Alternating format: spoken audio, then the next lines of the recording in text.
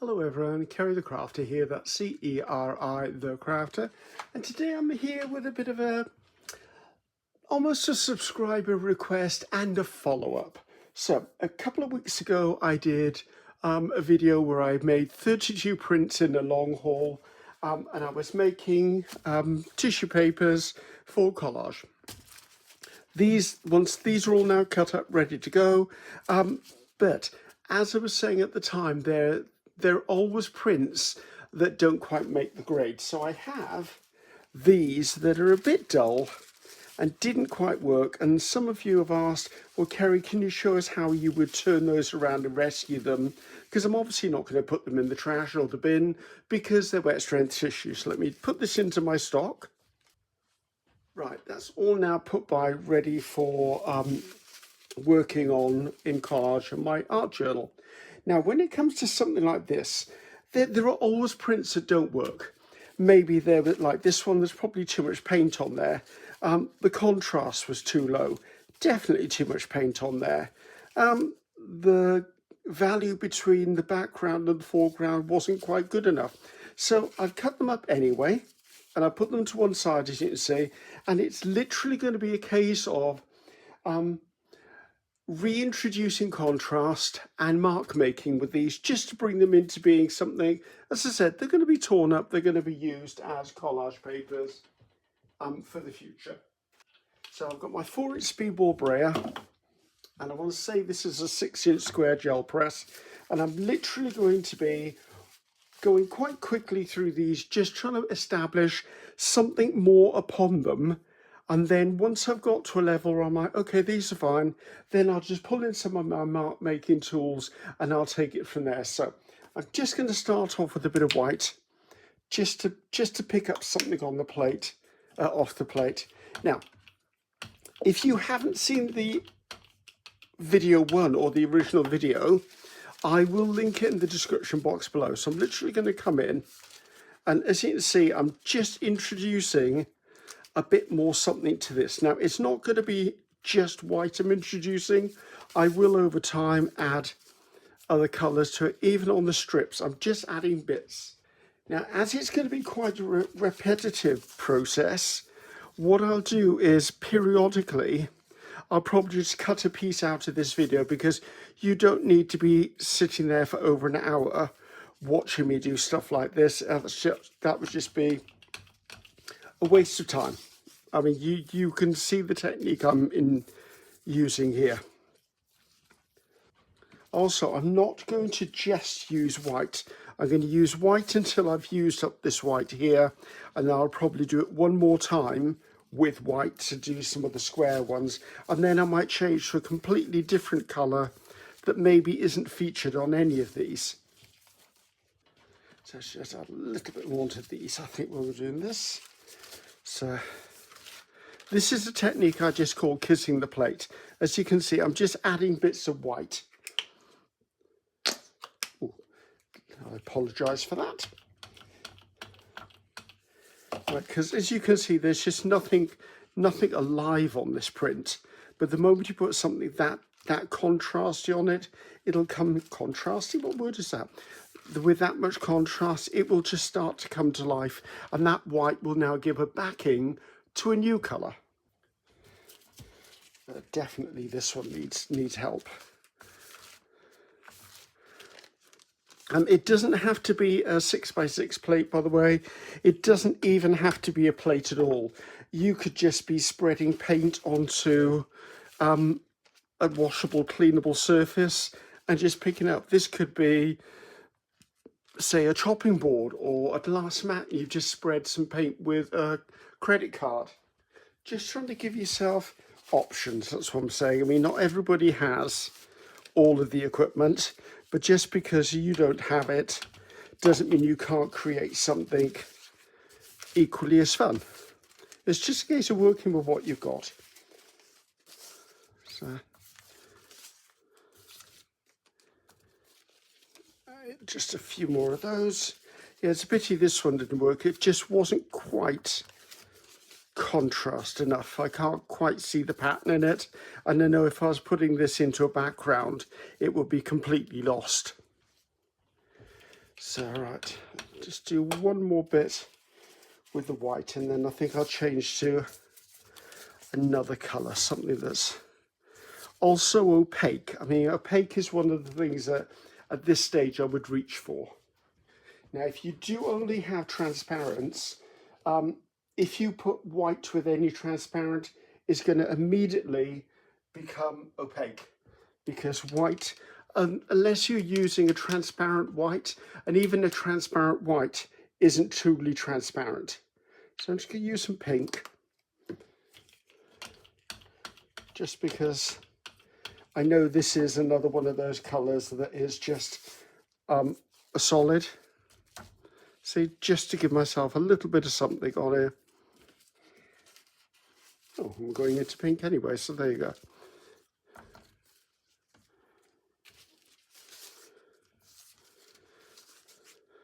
Yes, there was a time when I thought, oh, just get rid of those, I'm not going to use them. But you know, and this, I'm talking a couple of years ago, but I have learned that nearly everything can be rescued, turned round, and started again.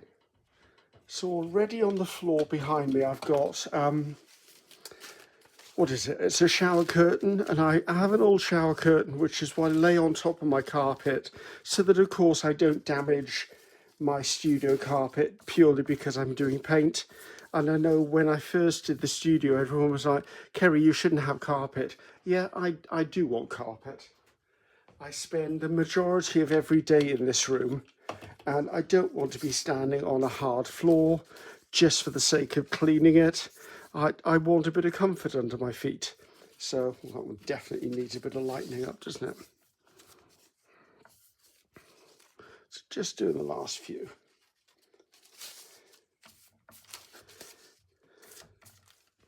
And I'm back.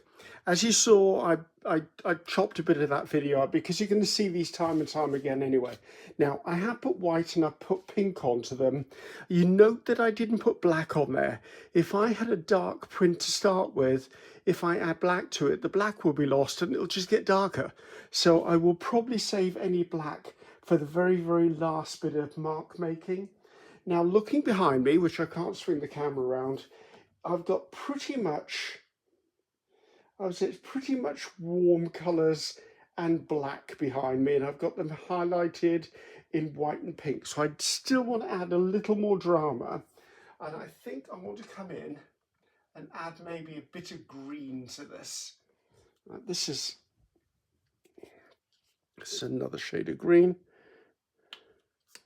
Actually, I think this is the colour, yes. In a previous video, I had a bottle of, it was called Shamrock Green. I can't remember which brand it was.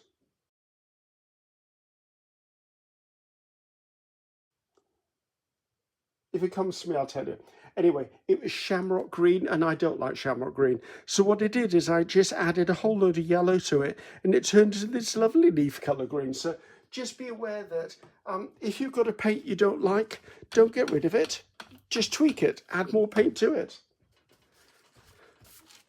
So as you can see, I'm just adding bits now. I'm going to try and store some of them up here.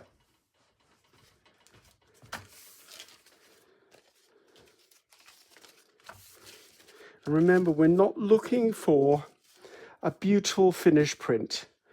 We're looking for something that can be used for tearing up for collage. And that was the whole purpose of doing the long haul in the first place, was literally to give myself a good basis, because my stockpile of papers had depleted a lot. Now I think this month you're going to see quite a bit of me gel printing, or for the remainder of the month anyway, because I've got a few projects on the go which requires me to use my gel print. I mean my gel press, not my gel print. So, which is fun. I love using my gel press. Right, I think we're almost at the end of green. So now I'm going to pull in another colour. I'll get a bit more on there. I didn't like that. So, see, just adding something. Right, I want to add another colour that's a bit punchy. What have I got? I quite like this colour. It's caramel, I think it's called. Yes, caramel. It's a colour I'd never used before, and it's quite quickly becoming one of my favourite colours. I class it as a neutral, basically.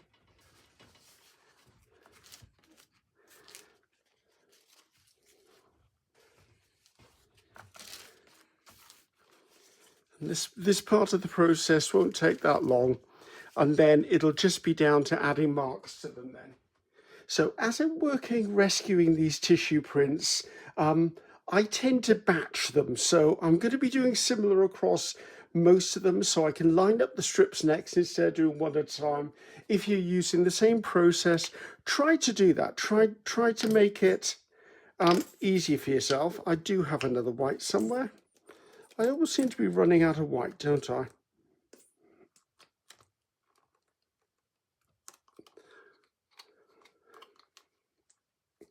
Right, I don't mind this being quite thick. That's fine. I do mind it being stuck all on my hands though. Now I'm just going to be using, you've seen this draw liner grid before, but the grid will give it a really good impact. I've got a heck of a lot of paint on here, I know that, but I'm going to do this process with quite a lot of them.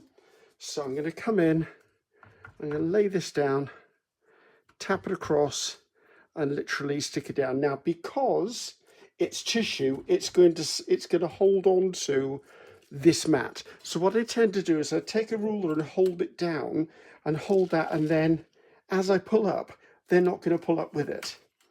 They're going to stick to the paint below it though. Right, so do I want more on the bottom half? Yes, maybe I do. But do I need it all as impactful as the rest? No. So as you can see, I'm just coming in. Now I didn't put my ruler down there because obviously that's wet paint, but you can see what I mean by it'll stick. But as you can see, I've got strips that are already a lot more interesting than they were to start with. There'll probably be more mark making on top of this, but I would say probably only one more set of marks on these and then they would be done. So give me a second, I'm going to take these off here and set up the next batch. And here we are again, same process again. I have quite a bit of paint here, a couple of reasons for that.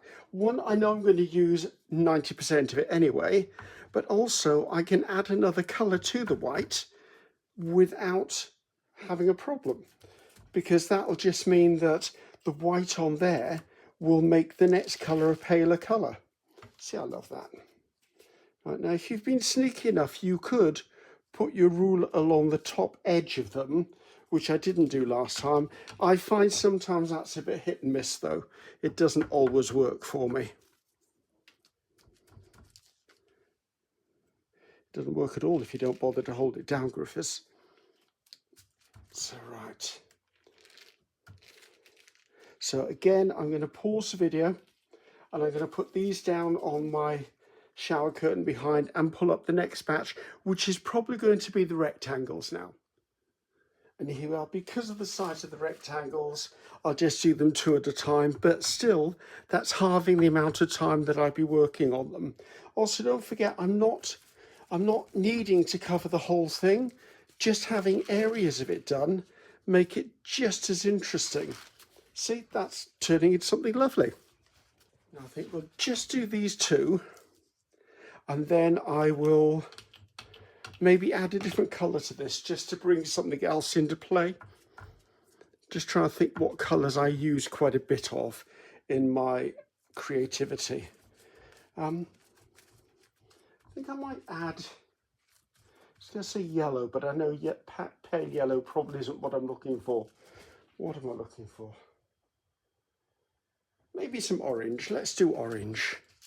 So because I know it's going to be added to white, it's probably going to end up as a sort of peach colour anyway.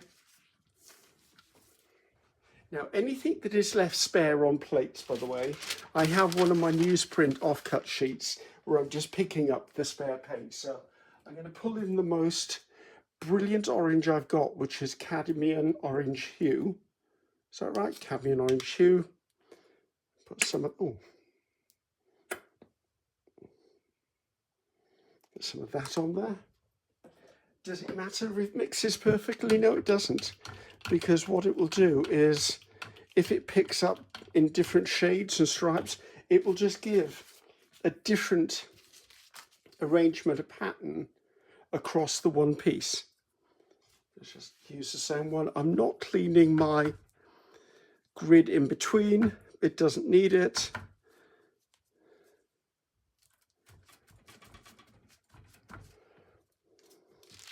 See, and that just brings that to life.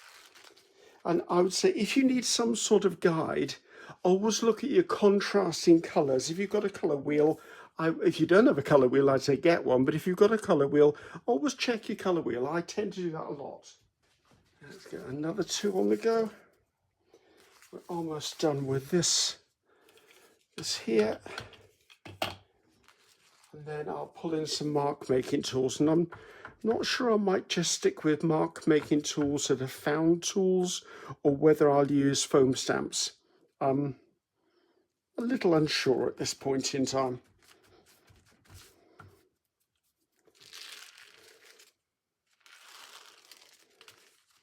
I do actually have a video on making mark making tools, so I'll definitely make sure I link that in the description box below. So if you're watching my video, and this might change, depends on what device you're watching it on, or whether you're watching it on TV, but under the title and the description, you'll probably see part of a sentence and then the word more, M-O-R-E, which is usually in bold. If you tap that, then what it will do is open up a further panel. Now the panel may be below your video, it may be beside your video, I'm not sure, it depends on what device, and I don't know all devices. And within that you will have extra stuff. Right, this one here is just bothering me slightly because I keep looking at it, probably it's right in front of me, so I'm just going to add a little bit on there because lined that up. Couldn't have done that if I'd have tried. So this is the last of the rectangles.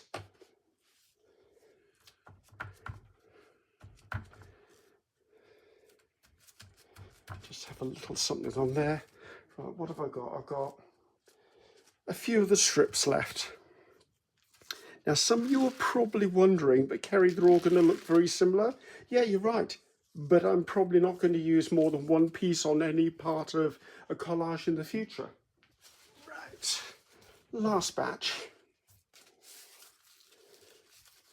And then I'm going to be starting on mark making. Now with the mark making, I am probably going to go to black, because once I've got black on my plate, it's one of those trickier colors to clean up between colors. And as we've already used this pale orange, we've also used white. I can now go in with something that's a bit darker. Let's see what color. Yes, I think we're at the point where I could use black. I'll hold that down. Oh, I obviously didn't tuck it under far enough, did I? Come on, off you come.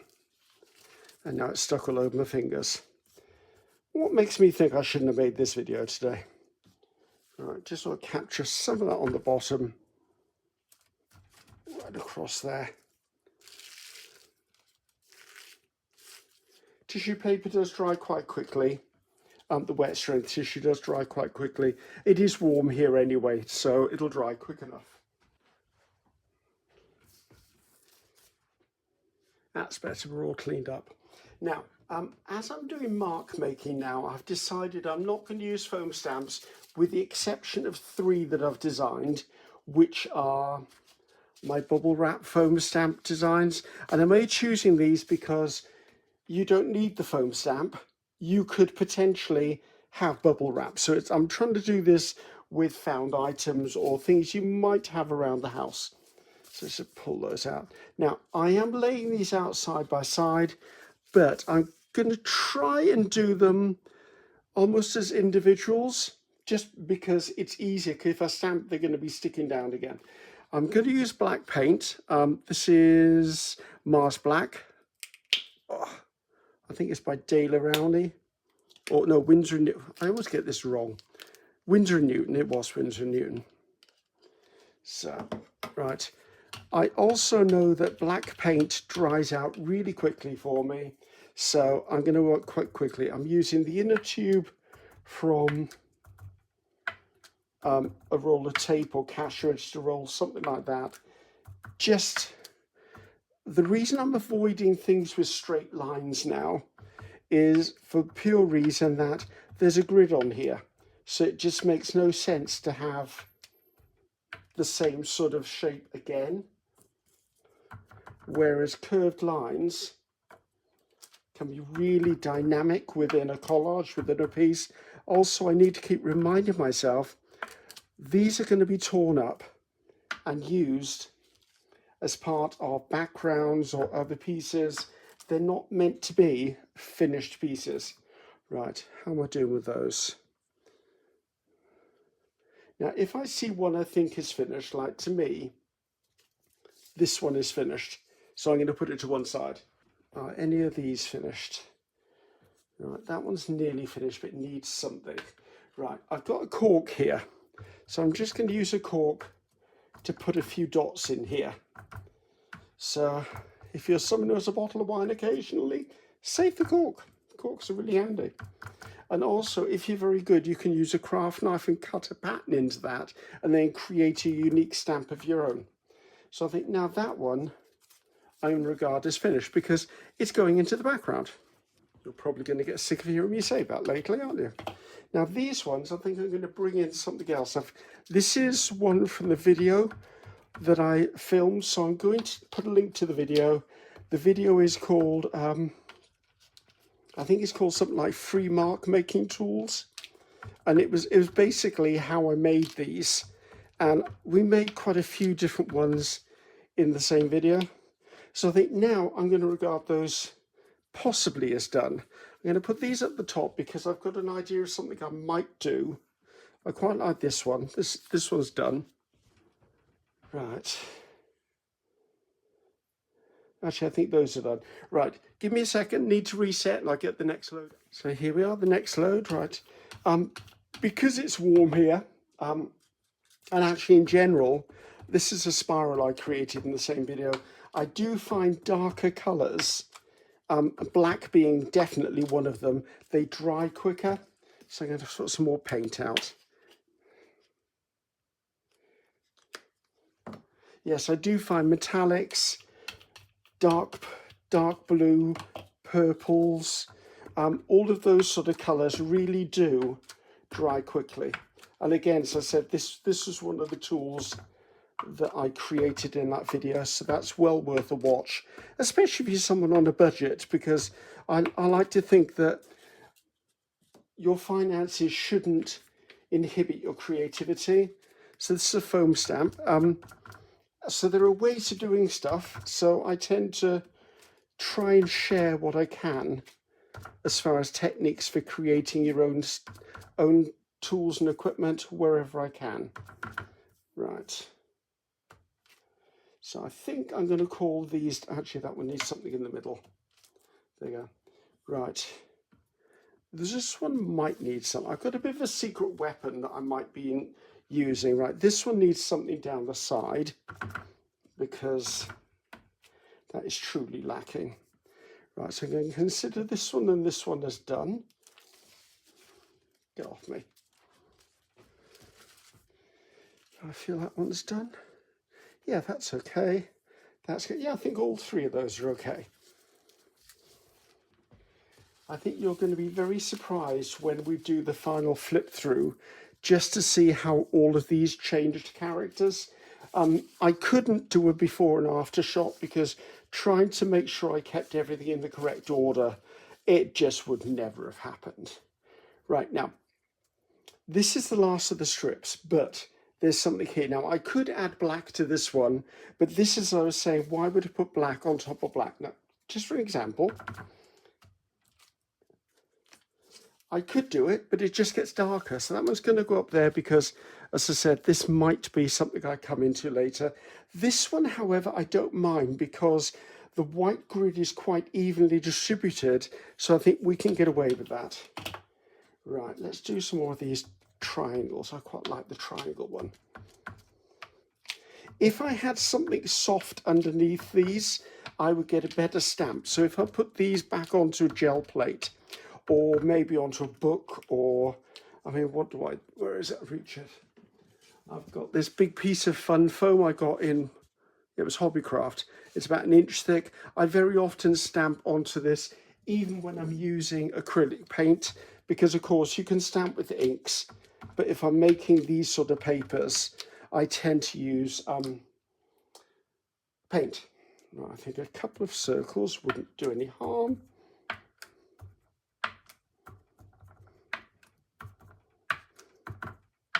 Now, the thing is, I could just use that much of something, so I'm not using the whole thing.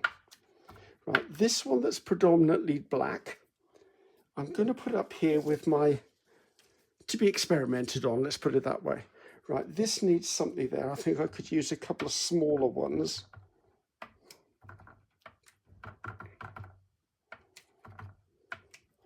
Right, I think I'm going to regard those as done. And now we just need to get on to the rectangular ones. So where am I up to? Right, let's put some of the larger ones down. Now again, I'm going to work with them side by side, purely because, as you can see, if one goes off one side, it can go onto the other. Now, because I've got a larger surface, I can use things like, this is a lid of a candle jar. It's something you've seen me use before. I like it because it gives me that, and that's really dramatic. And the fact that my paint is drying on my plate is exciting, for the simple reason, oops, noise, sorry, that it gives you that sort of pulled, puckered look. I'm going to come in, I don't know if this is enough, this paint's dry a bit too much for me. See if I can put some of these in there. Now, if you've got a text stamp, you could always add text to these things as well. Right, so I think those two are done, and I don't need to add more to them. On to the next two. Right, now I've got to be careful with this one, because this one is really quite dark in the background. I mean, once I've done a bit on this, it may end up with something else on it. I mean, it may go up there to be worked on further. I come in with a large dot again, because I love the drama this gives me. And let's stick a couple of spirals on this one.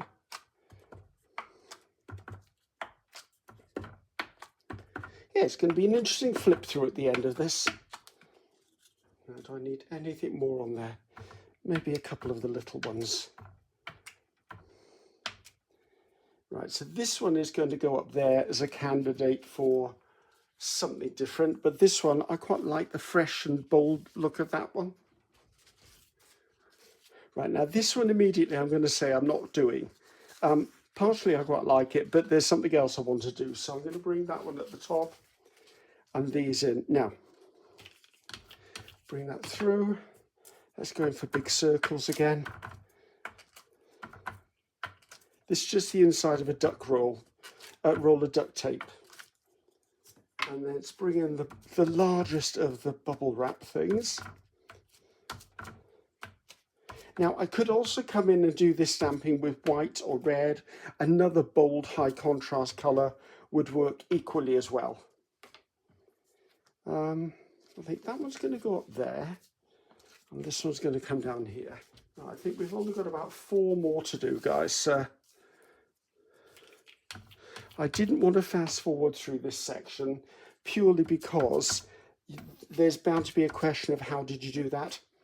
It always happens. The one bit I cut out, everyone goes, oh, how did you do that, Ceri? We didn't see it in the video. And I'm like, that's because I cut it out. That, hey-ho. Right, let's do a couple of circles. I'm avoiding, as I said, things like lines and grids because I've already got them on there. It doesn't mean they wouldn't work. Let's see if I can find. Right, so I've got this, I made this out of cardboard. In fact, there's a video on this one as well. And I believe next month, this is actually, so many of you requested it, that I'm launching it as a foam stamp design. Now, it stamps a lot better if you have something underneath it, as I said. There you go. So I think those two are good to stay. They don't need more. Right, I've got 3 more. And actually, I'm not going to put black on this one. I'm going to save that for the bit I'm doing up there. I just want to use up the remainder of the black on what I've got. And while I'm thinking about it, let's put my foam thing under here just so you can see the difference you get if you have something that's malleable or pliable underneath it. So I'm going to use the same stamp you just saw me use. Because I can press down, I get a far better transfer of paint.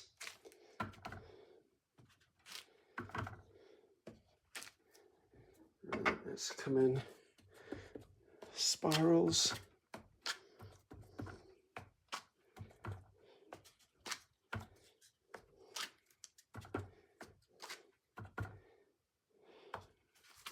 And I think that's it. Right, clean-up time, serious clean-up time this time, and then I'll be back and show you what I was planning with those above me. There you go, all nice and clean, feel better now. Now I'm going to do something now that was first introduced to me by fellow designer and fellow content creator Frol Davies. She's a New Zealand artist. I will put a link to her YouTube channel in the description box as well. And by the way, anything I've used like foam stamps, I will put a link to those in there as well. So if you're looking for something, check out the description box, it's probably in there. And that is, she uses a pastry brush, and it was just one of those things I went, seriously, why didn't I think of that? So I'm just going to come in, I'm going to use the strips. So we don't have many things to do because I didn't put that many at the top. So I'm just going to come in. I'm just going to use some metallic this. I'm going to use gold. Don't know which brand this is. It's just gold. That's all I know it as. I'm going to give it a bit of a brayer out. Again, I've got a reasonably thick amount on there, and that was on purpose because I want to be able to drag this through, and actually thinking I needed to go it this way. Now I'm right-handed predominantly. I'm actually ambidextrous, but I usually am right-handed predominantly. So I'm going to hold my piece down. I'm going to load up my brush, and I'm going to come through and just do brush marks. Right, we will look at everything once everything is finished. So don't think, oh, we didn't see that, Ceri. I will show you close-ups, or I will get them closer to you anyway. So it just gives you random brush marks, and I love that. And you can see why I say put quite a bit of paint out. It gets used. So this here is the one I did nothing else on. And I just like that because who knows when I'm creating an art journal page where I might just need something just like that in the background. Now, if you're using a bigger canvas or a board, you can do sweeping motions with this, which is what Frol does a lot of. I do that in my art journals. These are not really big enough pieces for me to be doing that. I mean, I can mimic it on a smaller scale. But to be honest with you, I like to do it when I'm using a full page of an art journal. I can also come in, and where I've got things like circles, I could just blot them in and give them a really rough going over. That way I'm adding interest. Right, this one didn't have anything down anywhere except on the sides. I like the way that it's just like an organic, I say organic all the time, I don't mean to say organic. An eclectic design, but it just gives me something. So don't think that you need something that's really expensive. This cost me £1. So if you're in America or Canada, you've probably got a dollar store or a loony store or something like that. This is all this is. Now I've got paint left on here. I might grab another one or two. Like this one might do with a bit on it.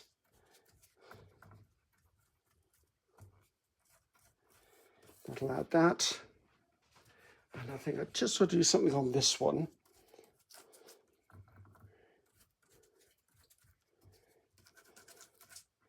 Just because I don't know when, I'm sometimes going to need a little bit of glitz and glamour. Right, the rest of that will go onto my cleanup sheet. And here we are, all nice and done, all nice and dry. So let's take a bit of a look at them. So I think you're going to agree with me. They're certainly a lot better than they were.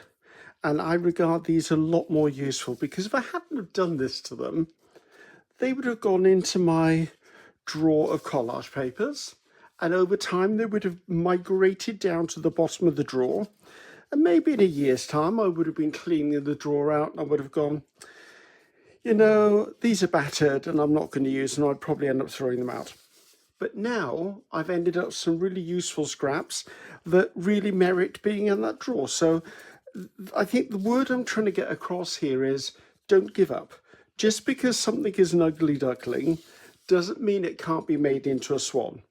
Now, I'm not saying these are absolutely beautiful and perfect, but what they are is there's sections. So say I'm doing a tag and I want to put a section down the side, or tear accent pieces, or maybe take a couple that look similar and actually turn them into a border on an art journal page. So they're just useful things.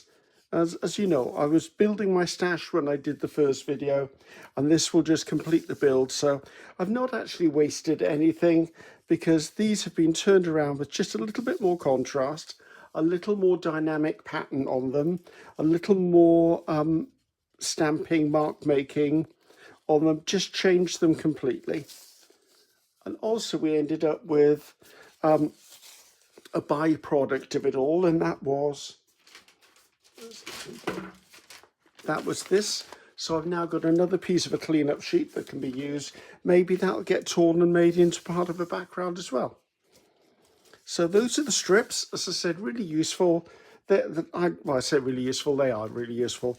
And then when we come onto the rectangles, some of them you can just barely see what they originally were, but that doesn't matter. I've changed them. I've made them into something that is useful. So, and that bit of gold, I love that pastry brush thing. I mean, as I said, when I'm doing a bigger piece, I do sweeping motions with it. And when you look at For All Davies, she uses it to do like asemic shapes with. However, when it comes to doing smaller pieces like this, I like the fact that if I just scrub it on the surface, it gives me just an organic shape, just something that's eclectic. I mean, scribbing into the space where I've stamped, it's not a perfect colouring in. It was never meant to be a perfect colouring in. So there you go. And don't forget, everything that I've used, if there is a link to it, there'll be a link to it in the description box below. Now see this one, to me that screams Christmas. So you never know, it might get saved. Or Chinese New Year, that's another one that would look like this one. This started off as just that really black, over-painted orange background one. I particularly like this one, but then I quite like these colours that are in this. This is a bit delicate, not sure where it'll end up, but it'll be used at some point. And I think part of the secret is this grid. If you choose, like if you do come into this situation whether you want to do this, my advice would be, as you saw, the first thing I did after I'd altered the background a bit, like I put white on some and pink on some, as you saw, just to build up the background so I'd have some contrast. The key to getting this, if you look, is this grid. The moment you put the grid down on there, it became interesting. And then after the grid, it was just stamping some shapes. I could have stopped with nothing on there but the grid and not do the mark making, and decide to leave the mark making to when I was using the actual tissues in the final piece. So there you go, guys. Thanks for your patience. Hopefully that has answered the questions that some of you asked, which were, Ceri, how will you change them? How will you save them? So until next time, I'm Ceri the Crafter. That's Ceri the Crafter. Goodbye now.